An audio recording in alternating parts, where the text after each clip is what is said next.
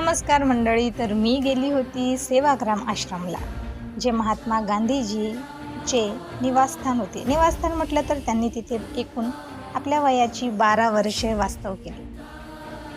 तिथे बापूकुटी, बाकुटी, त्यांचे दफ्तर, तसेच त्यांचे गोशाला, त्यांनी जे चरख्याने कपडे बनवतात ते ठिकाण, असं एकूण त्यांचे 7-8 घरे तिथे आहे.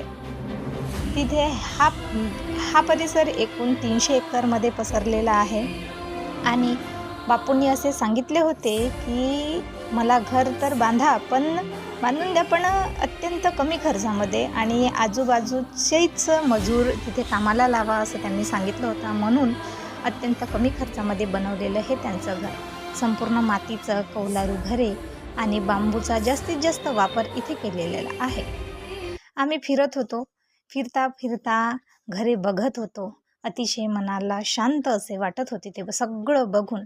जणू काही आपण आपल्या गांधीजींनाच जवळून बघत आहो असे भास होत होते.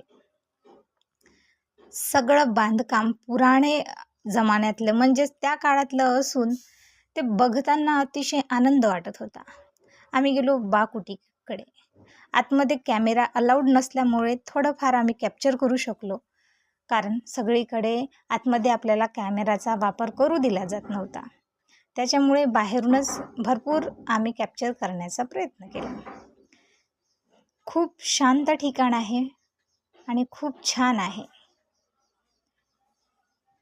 हे बघा.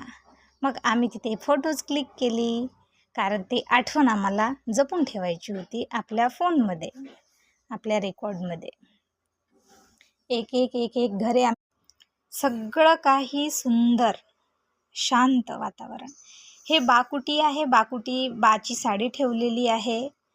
बापूचे कपडे तिथे ठेवलेले आहे. त्यांनी जे परिधान केलेले आहे, ती चटई बघा आता ही तशीच टाकलेली आहे.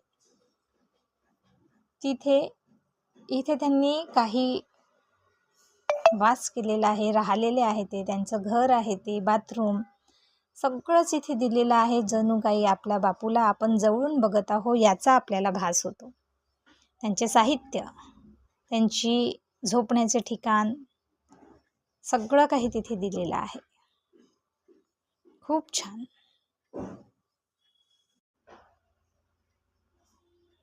खूप छान शांतीचे ठिकाण आहे हे, आणि खूप छान असं तुम्हाला वाटेल.